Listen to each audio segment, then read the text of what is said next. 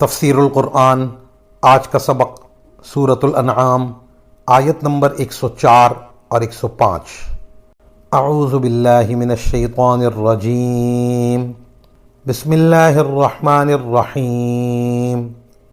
قد جاءکم بصائر من ربکم فمن ابصر فلنفسہ ومن عمی فعلیہا وما انا علیکم بحفیظ وکذالک نصرف الآیات ولیقولوا درست ولنبینہ لقوم یعلمون۔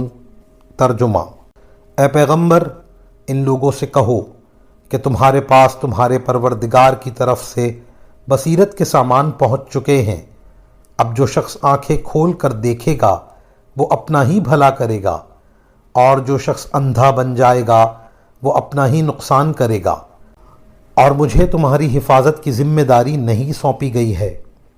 اسی طرح ہم آیتیں مختلف طریقوں سے بار بار واضح کرتے ہیں تاکہ تم انہیں لوگوں تک پہنچا دو، اور بالآخر یہ لوگ تو یوں کہیں کہ تم نے کسی سے سیکھا ہے، اور جو لوگ علم سے کام لیتے ہیں ان کے لیے ہم حق کو آشکار کر دیں۔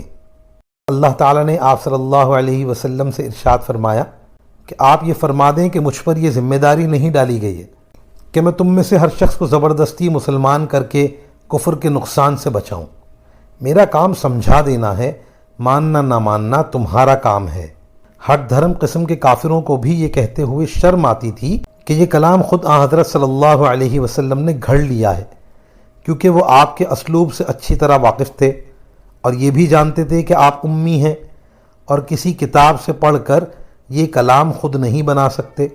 لہٰذا وہ قرآن کریم کے بارے میں یہ کہا کرتے تھے کہ حضرت صلی اللہ علیہ وسلم نے یہ کلام کسی سے سیکھا ہے اور اسے اللہ کا کلام دے کر لوگوں کے سامنے پیش کرتے ہیں، لیکن کس سے سیکھا ہے وہ بھی نہیں بتا سکتے تھے۔